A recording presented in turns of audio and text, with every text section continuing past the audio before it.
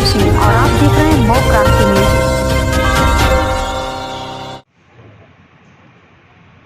Sir, Mukhtar Ansari की पत्नी और दोनों सालों के खिलाफ MBW और 82 की नोटिस जारी हुई है।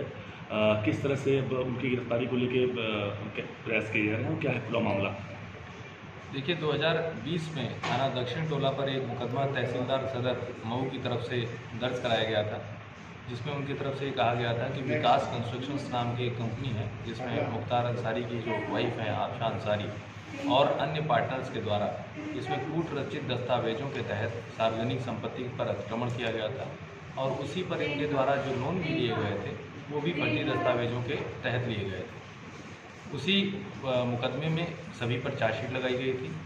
उस आधार पर और अन्य जो इनका एक पुराना लंबा आपराधिक इतिहास पूरे परिवार का रहा है, उसके अनुसार थाना दक्षिण टोला पर FIR संख्या 20/22 गैंगस्टर अधिनियम उत्तर प्रदेश समाज विरोधी एवं गिरोहबंद गतिविधियाँ प्रतिषेध अधिनियम के तहत दर्ज किया गया था। उस क्रम में इनके जो गिरफ्तारी के प्रयास हैं वो किए जा रहे हैं। बार बार जो माननीय न्यायालय के नोटिस हैं, पुलिस की जो कार्रवाई है उसकी अवहेलना तो इनके द्वारा लगातार की ही जा रही है। जो माननीय न्यायालय द्वारा जारी NBW और अन्य प्रक्रिया और अन्य नोटिस भी हैं, वो उसका भी अवहेलना इनके द्वारा किया जा रहा है। आपको ज्ञात होगा कि थाना महानगर पर एक कूट रचित दस्तावेजों के द्वारा जो एक शस्त्र लाइसेंस इनके पुत्र अब्बास अंसारी जी, जो करंट में विधायक भी हैं यहाँ से, उनके द्वारा लिया गया था। उसमें भी माननीय न्यायालय द्वारा इनके खिलाफ कई सम्मन जारी किए जाने पर इनके द्वारा उपस्थित न हुए जाने के कारण एक NBW जारी किया गया। उसी NBW के क्रम में जब इन्हें बार बार यहाँ आने के लिए जो भी चीज़ें, जो भी विधिक प्रक्रिया है उसके अंतर्गत नोटिस भेजे गए, तो इनके द्वारा उसका अनुपालन नहीं किया गया है। माननीय न्यायालय द्वारा जारी NBW की प्रक्रिया का अनुपालन न किए जाने के कारण जो भगोड़ा घोषित करने की, एब्सकॉन्डर घोषित करने की अपराधी जो होते हैं उनकी जो कार्रवाई होती है धारा 82 CRPC के तहत, उसका अनुपालन कराया गया है।